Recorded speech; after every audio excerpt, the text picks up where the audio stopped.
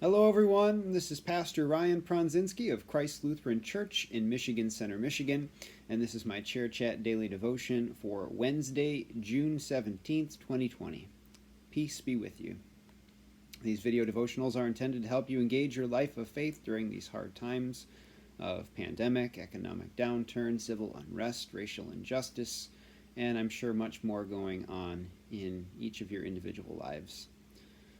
And so with engagement in mind, I encourage you throughout the video to pause and reflect, journal, have conversation with those around you. And with this being a digital medium on YouTube, and engagement in mind, I encourage you to leave constructive comments, questions, or prayer requests in the comments section below, and I promise that I will get to those in the following videos.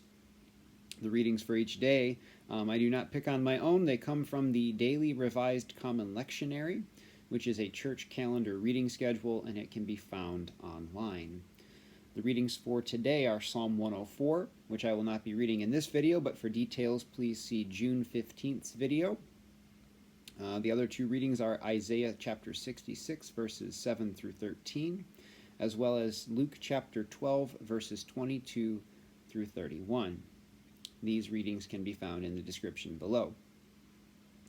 Before I get to the readings themselves, as always, I'd like to invite anyone out there who happens to be watching these videos, possibly for the first time, to come and join us at Christ Lutheran Church for our Sunday morning worship service, which we have been streaming online with Facebook Live.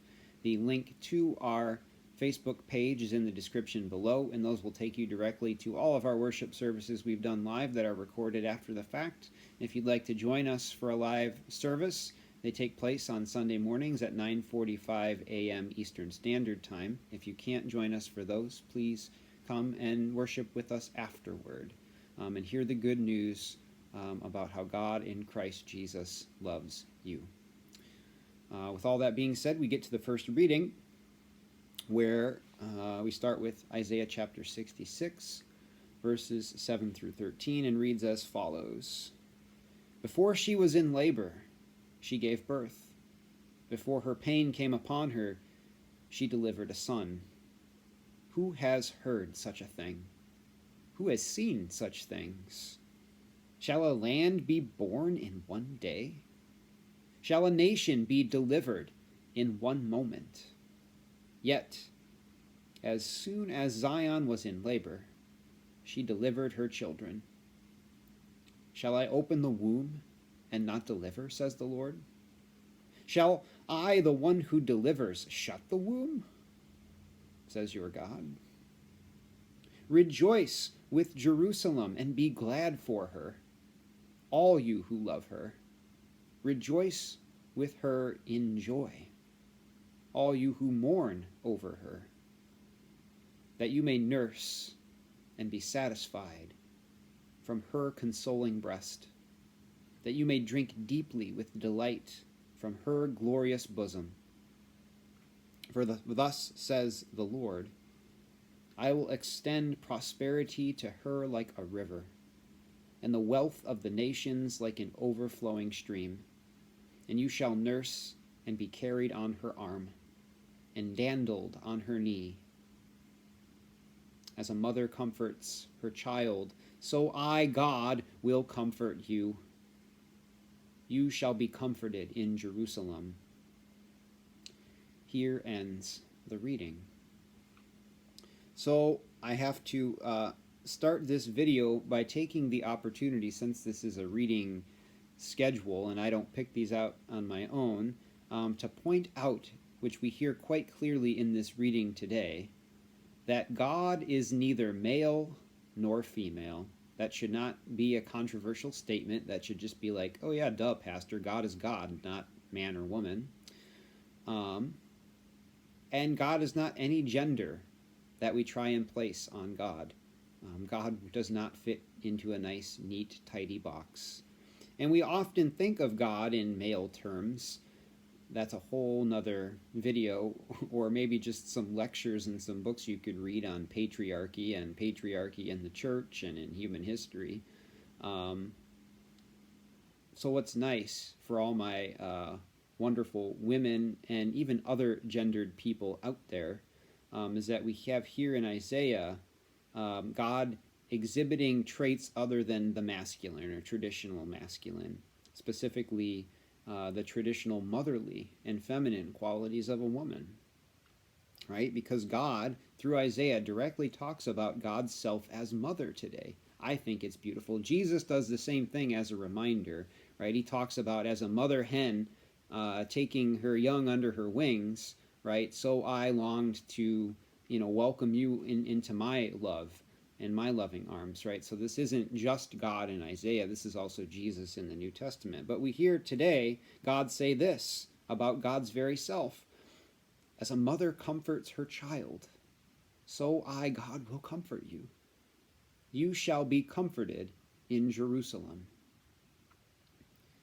So that's part one of my first point, right? God is neither male nor female, and God can, in fact, be motherly. And so for all my motherly people out there that seek to identify with the divine through your motherly qualities, here is your text, and God bless you for being motherly. For all the mothers out there that are loving and motherly, God bless you for being an embodiment of God in this way in the world. We need motherly, mothering, comforting people. All right.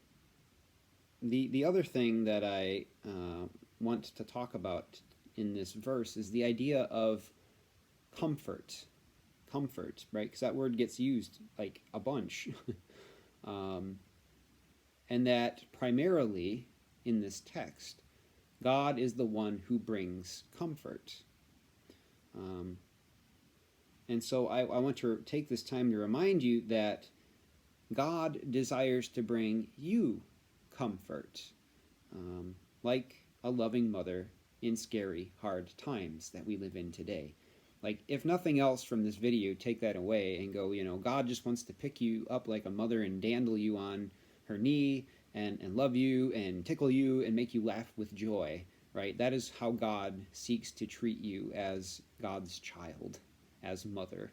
And that's a beautiful image in these hard, scary times.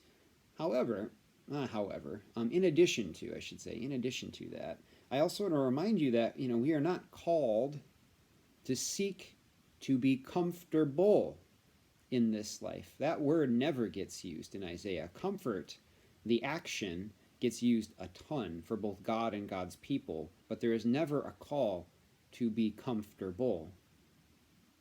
So just hold on to that for a second. We are not called to be comfortable in this life.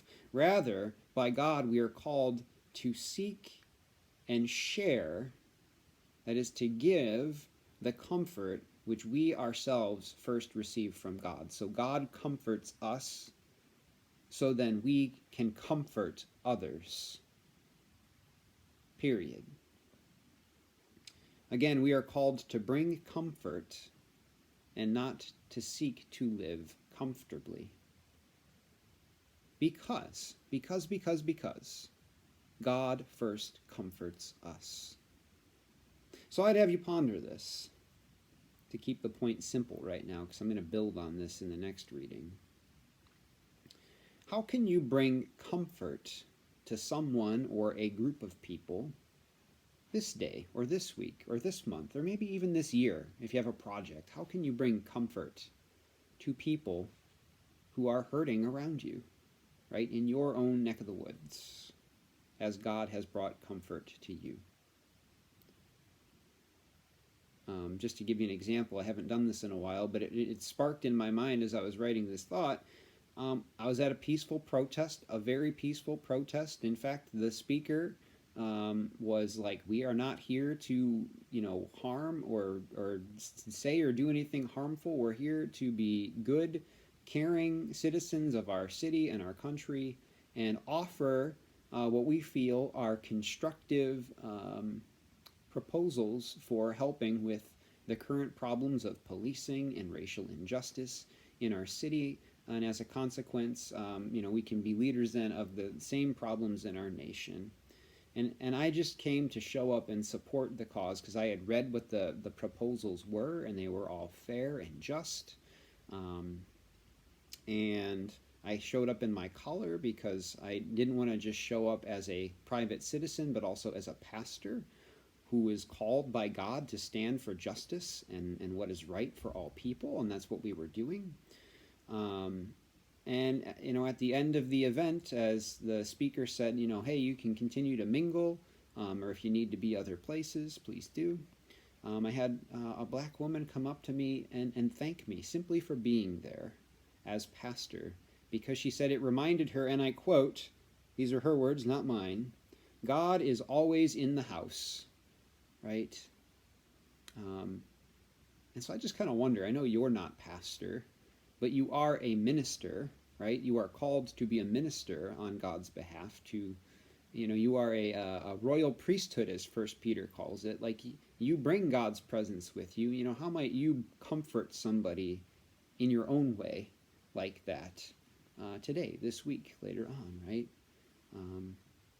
Because the reality is, right, that having conversations about race relations and policing and racism, like, it is definitely not comfortable. There's nothing comfortable about it. It's never going to be comfortable. In fact, asking someone to make those conversations comfortable is generally going to come from white people, and that in and of itself talks to the systemic racism that exists in our country, right? Because if you're starting to feel uncomfortable, as I've been told by people of color, we feel that every day, they say, right? These are not easy conversations.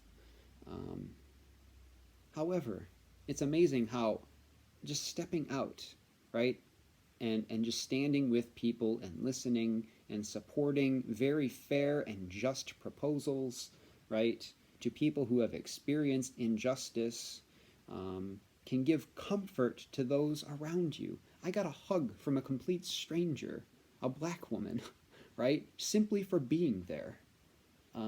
That is the power of your loving presence as Christ, seeking to comfort those who are hurting, who are feeling unseen and unheard, right? You can see them and you can hear them. So again, not that you have to do this or what I just said, but how might you, right, bring comfort to someone or a group of people today or this week, like our mothering God, right? All right. And so this question, right, of bringing comfort, actually kind of segues into my next point from this reading from Isaiah, right? So Jerusalem, right, and don't think just the structure of Jerusalem. You have to think of Jerusalem as the people, the city of people, kind of the heart of the people too, right? That Jerusalem today in this reading is also referred to as motherly and mothering. So we have God being described as mother, but we also have God's people, right? The offspring of God, if you will, being described in this same way too, right? Sharing that quality. So I quote, this is verses 10 and 11, "Rejoice with Jerusalem and be glad for her. All you who love her, rejoice with her in joy. All you who mourn over her, that you may nurse and be satisfied from her consoling breast," that is Jerusalem, the people, right? "That you may drink deeply with delight from her glorious bosom." It's always fun as pastor when you can talk about glorious bosoms and it's not inappropriate, right? I have to just chuckle at that. That's just not a lot of imagery we often get when we think about both God's people and God. But, I mean, and just from what I've learned from my friends who are mothering right now, like, nursing is, like, amazing. It's miraculous. Yeah, if you would, I just have a completely unrelated conversation, maybe partially related conversation, learn about, like, lactation and nursing. It's, like, fascinating to me as a guy. I mean, I'm never going to do that, but... Anyway, getting back to my point, these verses, in them, we are explicitly called as God's people, right? I know we don't live in Jerusalem, but Jerusalem is symbolic for God's people. We are called in these verses to be a mothering presence in the world, right? Whether we identify as male or female or something else, we are called to be this type of mothering for the world. That is something that comforts, and gives joy and nourishes and gives life, right? And we should also then, as we seek to do this in our own communities, we should rejoice with other communities and cities and nations that do this holy, sacred, mothering work of love and comfort. So I guess I would ask, how have you experienced motherly love in your life, even if it didn't come from a mother? I have heard many a father, right, talk about how they were kind of Mr. Mom, if you will. So how have you experienced motherly love in your life, even if it didn't come from a mother or, a woman?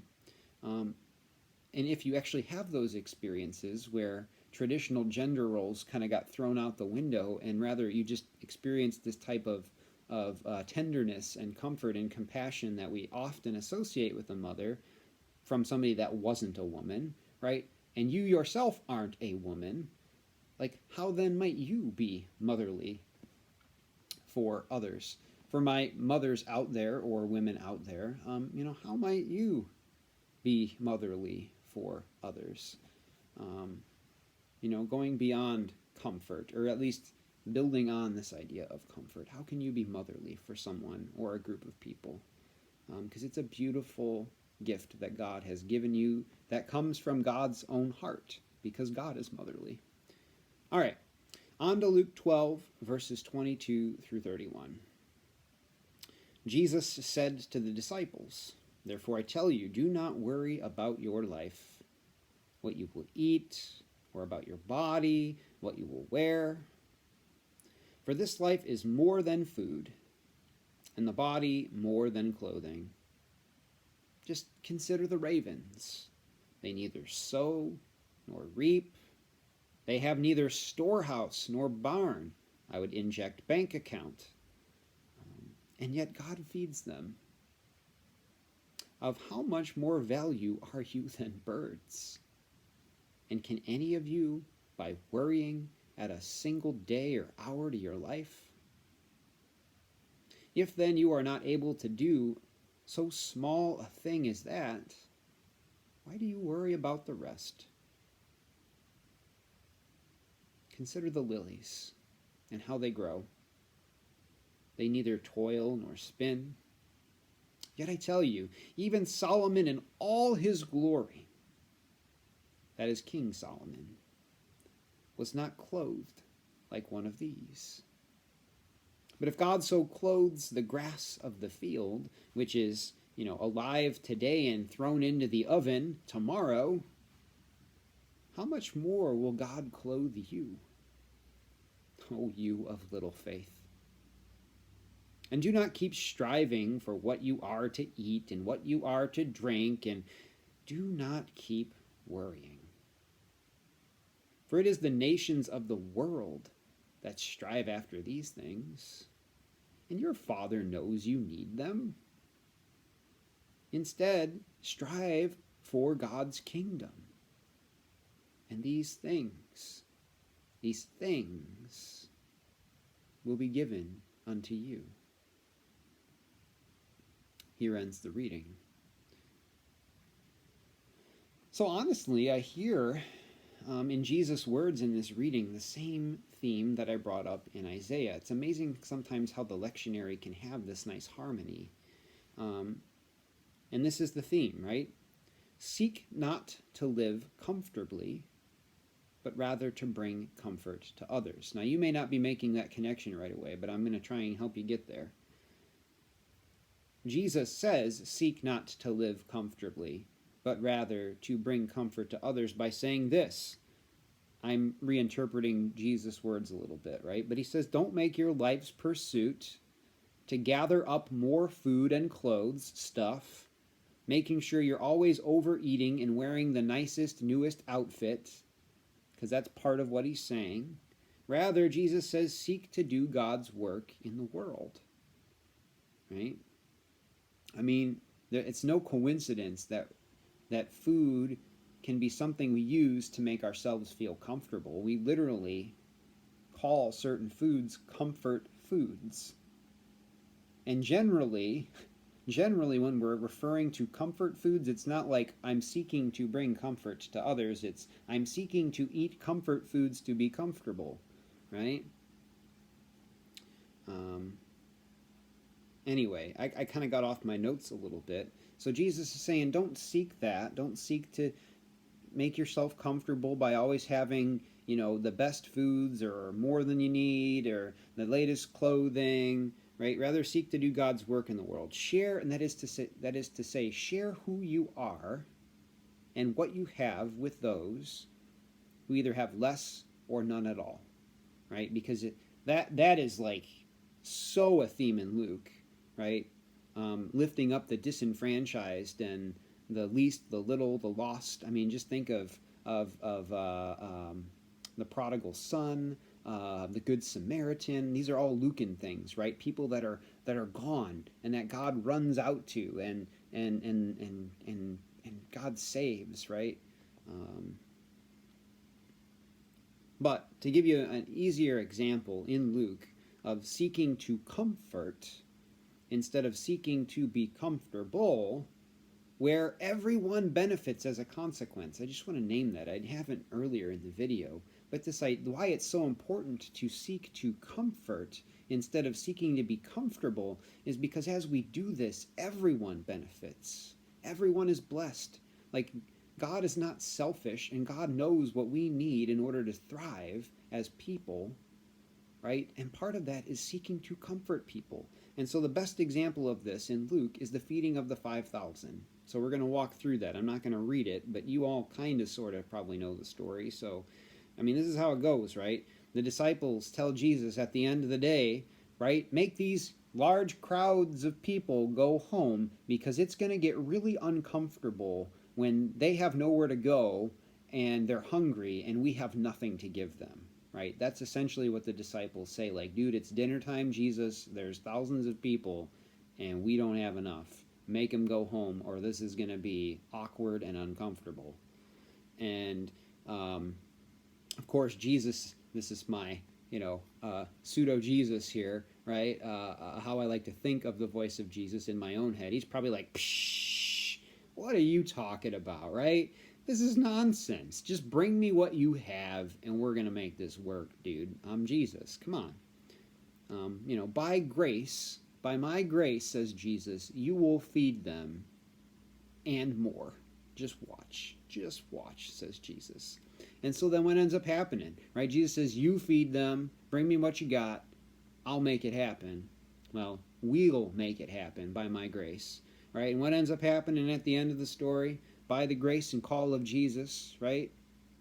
Not only did everyone eat with what seemed like the very little that the disciples had, but there was also an abundance left over, right? I don't want to throw out an exact number for Luke because I didn't look it up, but I know in one of the accounts it's 12 basketfuls. You go from 3 loaves and 2 fish to 12 basketfuls and 5,000 men plus women and children all fed. I mean, and we talk about it being miraculous, but it's also a story about the power of comforting and giving comfort by the grace of Jesus Christ, right? In the end, as we do this, all are given life, all are full, all are enriched. And just imagine what the story would be like if the disciples sought to simply live comfortably and say, not my problem. I've got what feels like just enough for me and definitely not enough for you all out there. So, Godspeed, thoughts and prayers, not my problem. We wouldn't have this beautiful, miraculous story of abundance. I mean, and just imagine, I had that one impact with that one person at the protest. Imagine how joyful and lively and life-giving and laughter and smiles and just how much of God's presence was powerfully felt in that moment of comforting one another. I wish that I could have been there. It's got to be beautiful. And so building on this idea of comforting others and feeding 5,000 people, this story is this. Because the opposite of abundance is scarcity. And we often, in our country, for sure, operate from a default mindset of scarcity. And then scarcity is this. It's the thought process that says I, you, we together, or they over there. They're not enough. They're not enough. We're not enough. I'm not enough. You're not enough. It's the mentality that we just simply don't have enough. And I just want to name as a pastor that this mentality of scarcity, it is a sin. It is a sin, period. There is no discussion over this.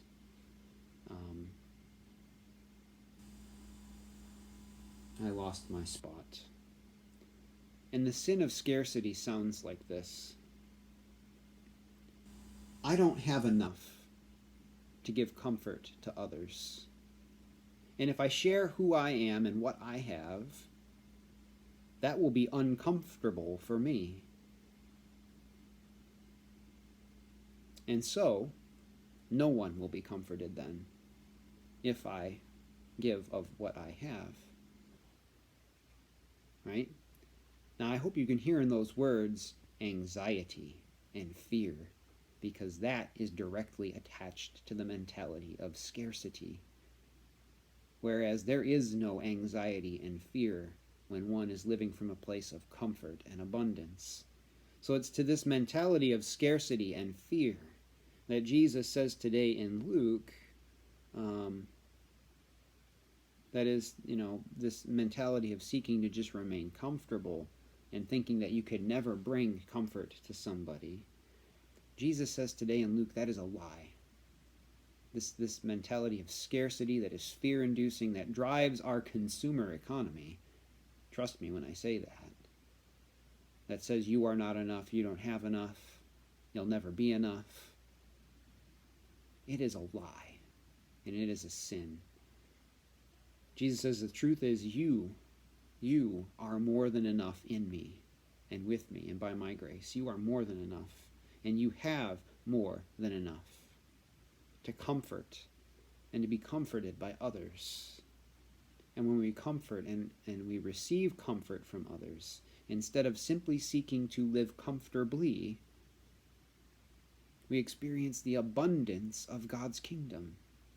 That is God's work in the world. So I want to share my experience with this truth of abundance and the sin of the mentality of scarcity and simply seeking to remain comfortable. This is my experience to speak to this truth of scarcity being sinful and abundance being who God is, and coming from seeking to comfort others. All right. So a few years ago now, maybe 2 or 3, I'm losing track of time, but I went to an orphanage in Guatemala to do some ministry there. And what ended up happening is I thought that I was going to say the wrong thing, do the wrong thing, because my Spanish, it stinks, and frankly, this is how I think of it. Like, I'm a white man from America coming to this country where they have dirt floors, they don't have clean drinking water, and I'm seen as like, this rich, privileged person, and relative to them, I admit that. I am, right? I can just go walk over to my sink and drink the water, and I'll be fine. And so, you get this sense of not being enough, not having enough, not enough language, not enough understanding. I haven't given enough to these people for them to trust me, to really want to interact with me. This was my anxiety and my fear and my sin of scarcity that had a grip on me when I was in Guatemala. And so instead of thinking, what ended up happening though, when I lived into just seeking to comfort and trusting God's abundance, right? Instead of thinking that I'm going to say or do something wrong because my Spanish stinks, or I am a rich white man in poor Guatemala, and these people are going to get mad at me, right? When instead of seeking to try and maintain my own fragile state of being comfortable, because I was trying to stay comfortable, but I wasn't even really all that comfortable. I was just trying to maintain a level of comfortable. When I instead stopped trying to do that and worrying, right, and instead I said, you know what? I can see that these kids just want to play. They just want to play with me, and so I'm just going to play with them. And so after I finally just threw my anxiety aside and stopped trying to be comfortable and just sought to bring comfort to these children by playing with them. And I picked the one up and just threw him over my shoulder. I mean, as soon as I did that, just laughter, smiles and laughter, and all the other kids saw, and they're all pantomiming and having me come, and I'm running around and chasing them and going up the hill and down the slide and picking up different kids and sliding down with them and putting them over my shoulder and chasing them around. And it was just joy, pure unadulterated joy. And it's until I sought to bring comfort in this way, instead of seeking to be comfortable, until I did this and I let go and I was comforting them. It wasn't until then I didn't see God. I didn't feel God in that place. I'm not saying God wasn't there. I didn't see it. I didn't feel it until I let go. Until I let go of my anxiety, I let go of my fear. I let go of this mentality of I wasn't enough, or I couldn't do enough, or I couldn't bring comfort, or I needed to simply maintain my own sense of being comfortable, until I let go of all of that anxiety, and I sought to comfort those children. I didn't experience God. And I know maybe for some of you out there that listen to this, you're like, experience God, right? And like God's more or less an idea, right? We just learn how to live rightly and think rightly. No, God is not an idea. God is a person. God is real and living and alive. And God does show up and comfort and then inspires us as we trust God to then comfort others. I felt God. I met God. God arrived as I was comforting these kids. And in that process, they comforted me and soothed my soul. I experienced God in a way I never had before.